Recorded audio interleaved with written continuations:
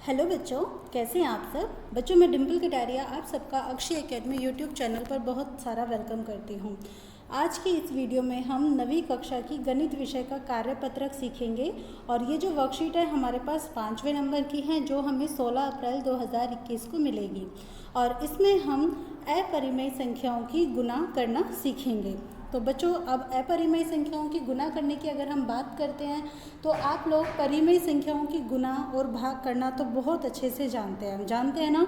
चलिए देखते हैं, थोड़ा सा क्रॉस चेक भी कर लेते हैं। कुछ उदाहरण हैं उनसे देखते हैं हम। सबसे पहला प्रश्न है 3 गुना 5। तो 3 गुना 5 कितना होता है? 15। 3 आपके पास परिमेय संख्या है, 5 भी परिमेय संख्या है, लेकिन अगर गुना करने पर 15 आया तो 15 कैसी संख्या है? ये भी परिमेय संख्या है।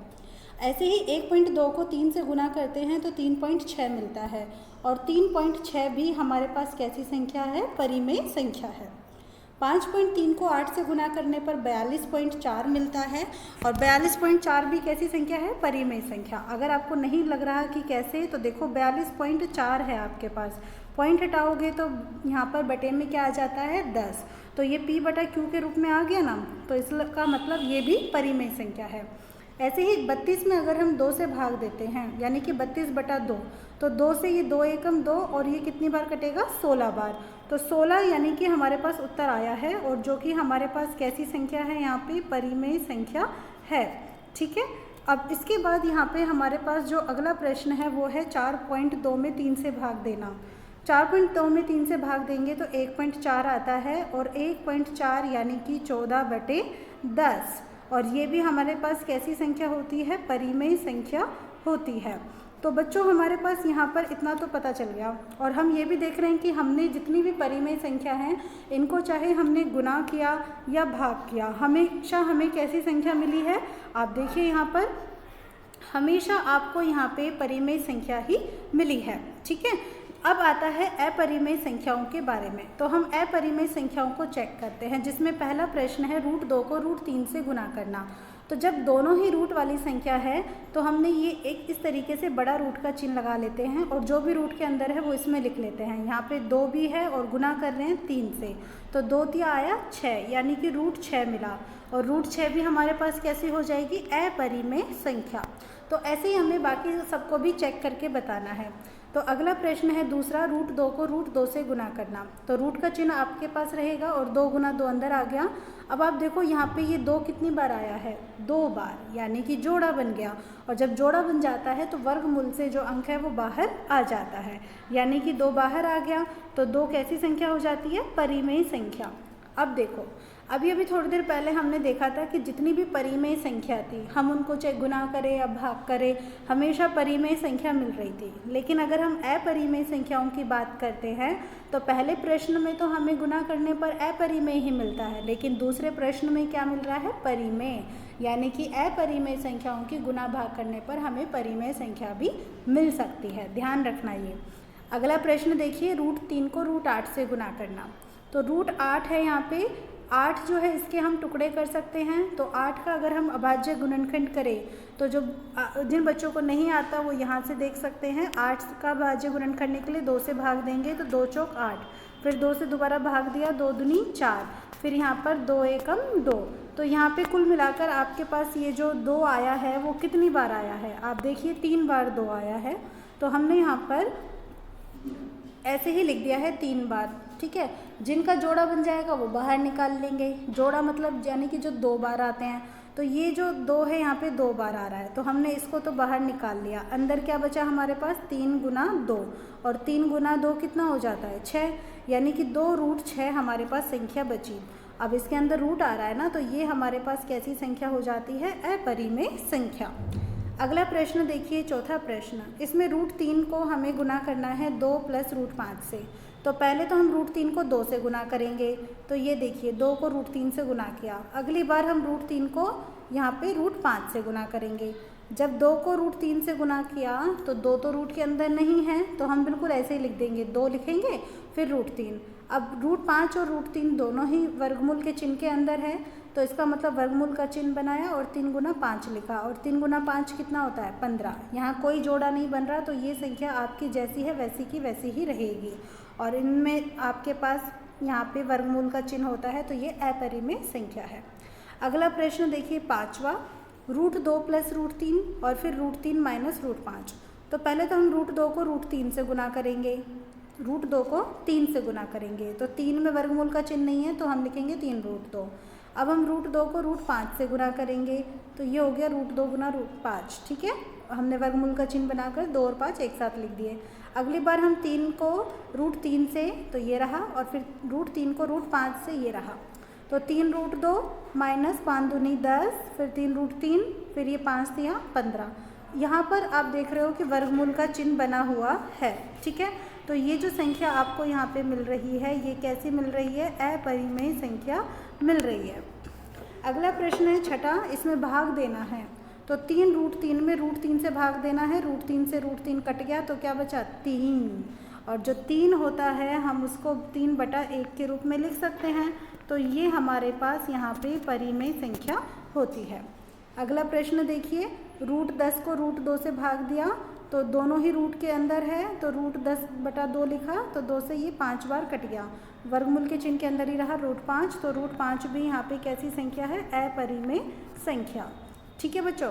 तो आप देख रहे हो कि यहाँ पे आपके पास ये अपरिमेय संख्या है, लेकिन भाग करने पर भी आपको परिमेय संख्या भी मिल रही है। ये देखो परिमेय और ये वाली अपरिमेय। तो अब आप देखिए यहाँ पे कुछ प्रश्न है, इनको हम हल करते हैं। पहला प्रश्न, क्या 2 परिमेय संख्याओं को गुना करने पर अपरिमेय संख्या मिल सकती है? 2 परिमेय संख्या, ठीक है, यहाँ पे मैं करके बता रही हूँ। जैसे मान लो 5 और दूसरी मान लो 3, गुना किया, कितना आया? 15, क्या मिला? परिमेय। तो क्या अपरिमेय संख्या मिल सकती है? नहीं मिल सकती, ठीक है। दूसरा प्रश्न, क्या 2 अपरिमेय संख्याओं को गुना करने पर परिमेय संख्या मिल सकती है? 2 अपरिमेय संख्या। तो बच्चों इसको हल करने के लिए हमने यहाँ पे √2 को √2 से गुना किया, ये दोनों अपरिमेय संख्या है, ठीक है। जब हमने गुना किया तो यहाँ पे वर्गमूल का चिन्ह दोनों के अंदर है, तो हमने एक साथ लिख दिया। अब यहाँ पर देखो जी जोड़ा बन गया, जोड़ा बन गया तो वो वर्गमूल के चिन्ह से बाहर आ गया, ठीक है। और वर्गमूल के चिन्ह से बाहर आ गया तो ये कैसी संख्या बन गई? परिमेय संख्या। तो इसका मतलब हाँ, ये आपके बात सही कह रहा है कि अपरिमेय को गुना करने पर परिमेय संख्या मिल सकती है। अब यहाँ पर एक पॉइंट और है जो मैं आपको अच्छे से बता रही हूँ, आप ध्यान दीजिएगा इसके ऊपर। क्या कि जब भी जोड़ा बनता है, ठीक है, जब भी जोड़ा बनता है तो आपका जो अंक है वो वर्गमूल से बाहर आ जाता है। ये ध्यान देने लायक बात है, आप इसको याद रखेंगे। इसके बाद चलिए अगला प्रश्न हम देख लेते हैं। अगले प्रश्न क्या है? क्वेश्चन नंबर 3, और इसमें कुछ पार्ट्स हैं जिनमें हम फर्स्ट पार्ट को देखते हैं, ए को। √10 को गुना करना है √5 से। तो बच्चा बिल्कुल वही वाली बात है, क्या कि √10 गुना √5 है, दोनों रूट के चिन्ह के अंदर है, तो ये हो गया जी 10 गुना 5, ठीक है।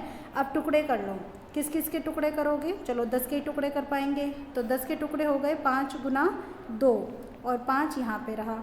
अब देखो 5 2 बार है ना, एक बार यहाँ पे भी है और एक बार यहाँ पे भी, तो इनका जोड़ा बन गया, जोड़ा बन गया तो 5 बाहर आ गया, अंदर क्या बचा?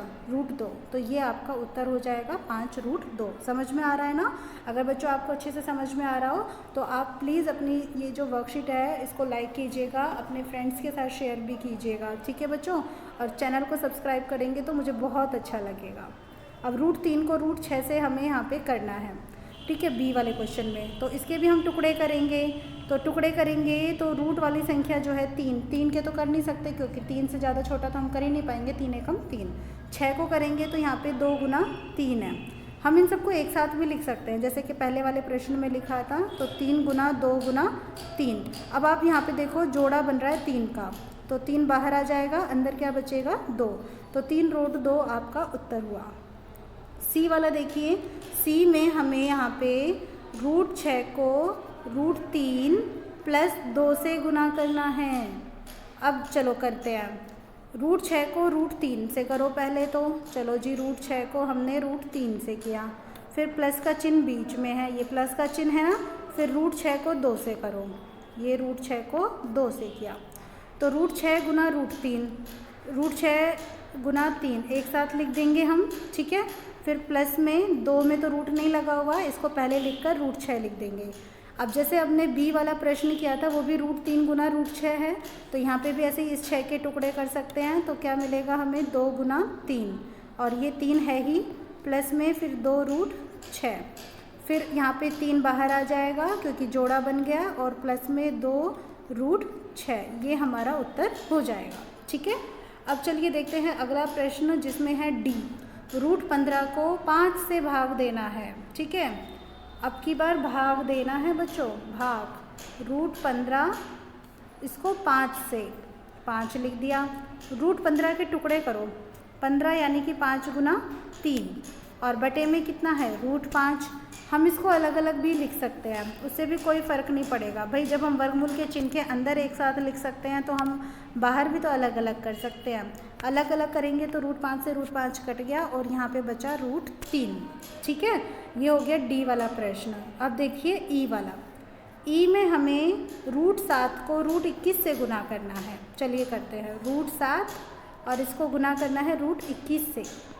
तो रूट 7 तो है ही, 21 के लिए हम 7 गुना 3 कर देंगे। ठीक है, अब इसको एक साथ भी लिख सकते हैं हम, ये लीजिए एक साथ लिख दिया, 7 गुना 3।